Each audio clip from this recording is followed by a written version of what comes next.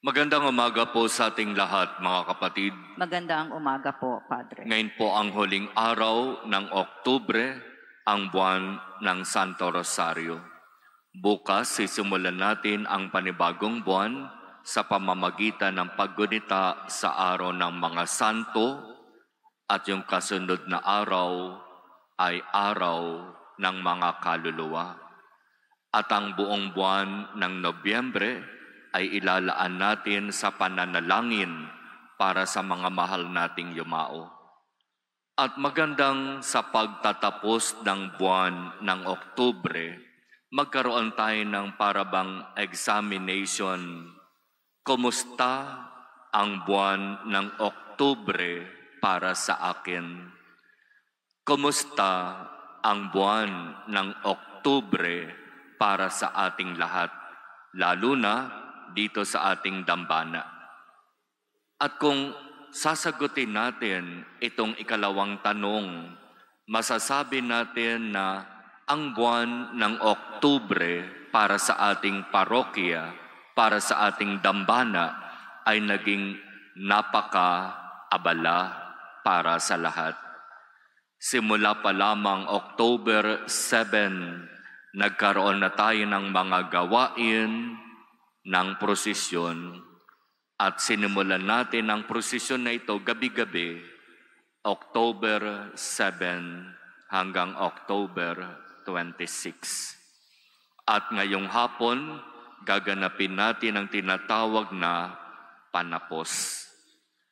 At isinama na rin ang parada ng mga kabataan na sila ay nakabihis ng mga santo para bigyang diin sa ating pananampalataya ang mga banal, ang mga santo, ang mga martir, ang siyang bumubungad at siyang pasimula sa buwan ng Nobyembre.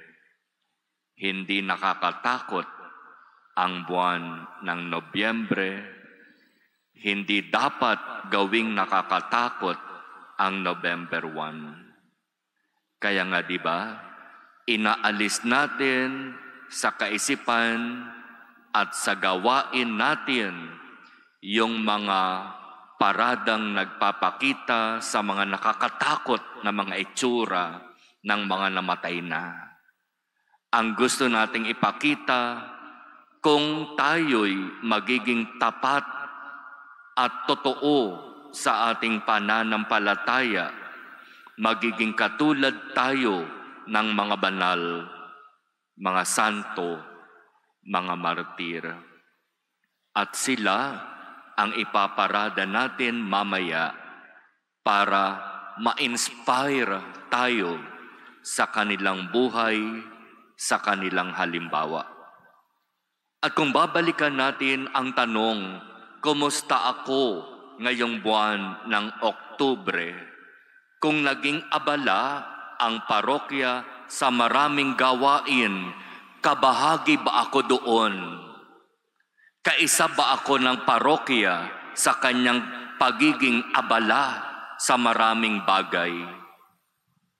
O ako'y hiwalay sa lahat ng ginawa sa parokya? Mga kapatid, sa pagsisimula ng panibagong buwan, magandang simulan ito sa pamamagitan ng pasasalamat sa Diyos para sa mga kapatid na nagpakabuti, nagpakabanal, nag-alay ng sariling buhay. Hindi nila inihiwalay ang kanilang sarili sa kung ano ang inaasahan ng Diyos sa kanila. Hinarap nila ng buong pananampalataya at ng buong tapang ang sitwasyon na binibigay ng Diyos sa kanila.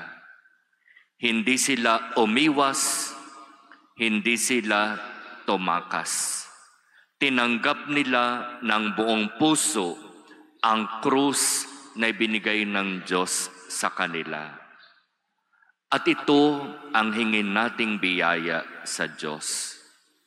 Sa pagsisimula ng panibagong buwan, buong puso nawa nating tanggapin ang krus, ang mga sitwasyon na ibibigay ng Diyos sa atin upang katulad ng mga santo, ng mga banal, ng mga martir, kapag tayo ay haharap sa Diyos, matagpuan tayong karapat-dapat.